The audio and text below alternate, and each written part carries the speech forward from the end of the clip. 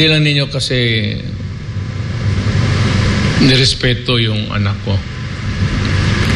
You can almost, sekretaryo, wag na lang ito kasi bakit pa ninyo hindi naman yan nagastos Yan 25 billion na yan, ano lang yan, dyan figure lang yan sa budget which was not approved. Anyway, bakit,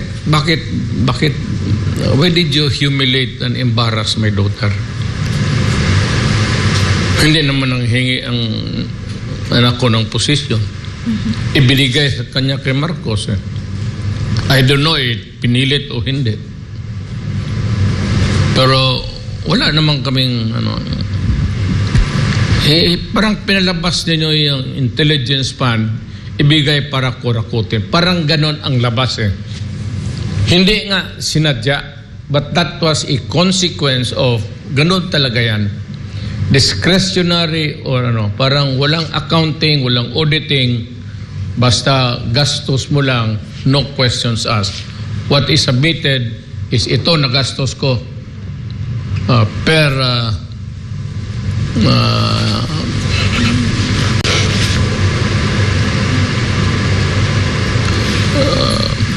sobro sa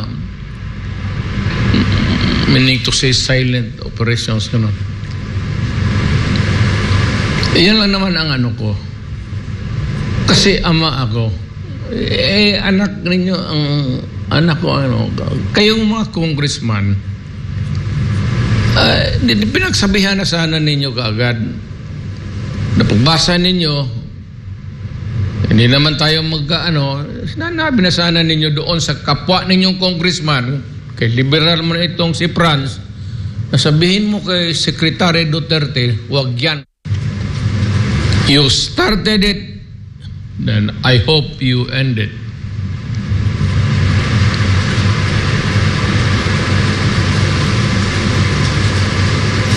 Hindi yan sanay ko. Kami naman, hindi mayaman. But money was never a problem for us to live. Not just exist, but live a comfortable life in this world. Gobernador naman yung tatay namin, mayor man ako maaga. So, no need to steal. The salary itself would give you the best that life can give. Ang intelligence fund, something yan. Sinabi ko na nga, ROTC, PMT. Kung ayaw ninyong makinig, ayaw ninyong believe, you disbelieve ka, tignan mo ang track record yung babae na yan, anak ko, kita mo yan, kernel yan.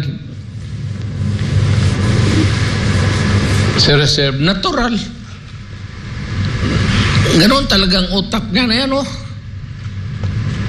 Nadala yan sa military, thinking. That is why ang gusto niya ibalik, kasi gusto ko rin lahat ibalik yung mandatory ROTC. Ayaw, lagyan ninyo ng Malaysia yung 25 million. Kayo.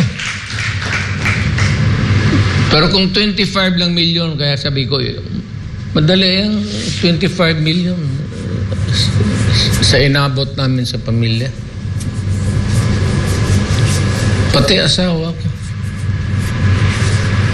She can lend the money anytime. Ganun lang. Hindi yung sinasabi na palusot na ito ni Inday. Hindi kami magpalusot. Magpalusot, di man kami magnanakaw. Kung meron man dyan nagkamali ako, sige. Masira na tayo kasi alam ko sira kayo. Sigurado yan. Dahil mga congressman, pati yan si Franz, buksan mo ang libro.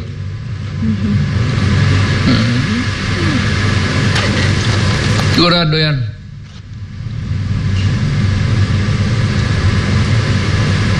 Kaya huwag ninyong sabihin na you're the only dito sa mundong ito na may konsensya.